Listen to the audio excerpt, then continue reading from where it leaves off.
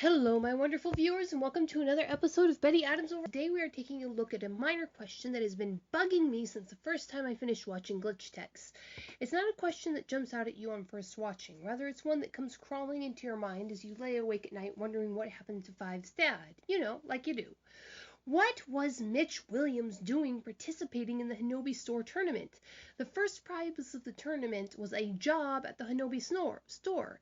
Mitch was not only already an employee, but was essentially Employee of the Month for 2 years running. If the goal was to hire a new employee, why would the store even let him participate? In real life, the vast majority of companies have very strict rules about not letting existing employees or even relatives of employees participate in sweepstakes, let alone competitions. First, the company man has an undeniable advantage in training and experience. Second, there would be the threat of complaints about favoritisms that would inevitably crop up after the competition was over. Thirdly, and most importantly, the goal was to hire a new employee, and there didn't seem to even be an allowance for a second place in the game. Once the players were ejected, they were out of the game. I suppose runner-up might have been selected and hired, but I saw no system to allow for that in the episode. So, what would have happened if Mitch had won like he had in both previous years? Presumably the first year was how he got hired in the first place, but the second year, did they just not hire anybody? Phil seemed pretty content with the idea that they wouldn't have a new employee both before the game when Mitch was participating and after the game, but before Mitch brought Fives and Me-Ko's back. Now, one explanation might be that he was meant to be a referee of sorts. The store deliberately had him in the game in order to make sure that everyone who followed the rules and to weed out any obviously unsuitable potential glitch techs. When he kicked that kid off the edge of the cart with a curt, "and you're not," he might not have been just stating the obvious that the kid wasn't Mitch Williams. He might have been saying that the kid was too young to be a glitch tech, and even if he had won the game with incredible gamer skill, the store would not be able to hire him due to child labor laws, although those have not seemed to stop Me-K.O and Fives, and I highly doubt they're 14 yet. Although their age is, I don't think they've been fully confirmed in canon.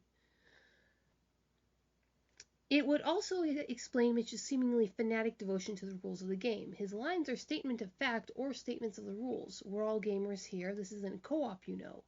Throughout the first 10 episodes, in fact, whenever Mitch is flustered, he seems to default to quoting the rules, either the written code of the company or the social order of the company. His opposition to Fives and Me-Ko's joint win was ostentatiously that it wasn't legitimate, that they had cheated, that they were not following the rules. That could have been cover for his personal vendetta, but it could also have been him being too focused on one aspect of his job. Yes, Mitch Williams, the undercover referee, does make a sort of sense, up to when you get to the point of the fact that had he won, the Hinobi store would have still needed that new employee. There is another, perhaps darker, perhaps more hopeful possibility, though. Perhaps Mitch is just as aware of the dark side of Hinobi as we, the audience, are. Perhaps he is aware that it isn't right to go around town wiping people's memories. So far, we have been thinking of Mitch as the perfect Hinobi employee, because that is how he has very, very carefully presented himself throughout his appearance on the show. And on the surface he is. But what if he does see the problem with mind-wiping innocent bystanders? What if he has an issue with sending children into very real danger? What if he is actually a deep-cover corporate saboteur, either working on the orders of someone else, or just working under the dictates of his own conscience? We know that Phil, or we think we know that Phil, is rather bad at managing his store. It wouldn't take a genius to pull off quite a few questionable things under Phil's rather bulbous nose, and the conversation that he had with Mitch just as the tourney's game glitch seemed to suggest there was at least one running argument between them about Mitch's high score. That is, that Mitch had at least one way in which he'd been opposing Phil. What if Mitch has seen what happens to glitch techs? How their moral objections are slowly eroded as they work for the company, how they are slowly and but surely become nothing but tools of Hinobi. What if Mitch objects? What if Mitch has objected? What if the reason that Mitch was in the tourney was that he finagled his way in order to prevent anyone else from winning the dubious and dangerous honor of becoming the next glitch tech employee? Remember, both Zara and Phil saw Fives and Me-Ko's joint win and responded to it in the game. They just didn't care. Mitch didn't mind wipe Zara and Phil. Had Phil actually cared about hiring a new employee, we would have taken Fives or Me-Ko on immediately after the game. But Mitch quietly hid the armband and shuffled Me-Ko and Fives out of the system. Given how given how Phil really doesn't seem to care, this makes sense that he could do that, at least until Me-K.O busted her way back into the system and Mitch had no choice but to bring them in. Remember how frantic he was at the Hinobi store not sending backup when a glitch was released at the arcade? That was odd. Again, Phil and Zara and probably the older Bergie-looking guy already knew who had won.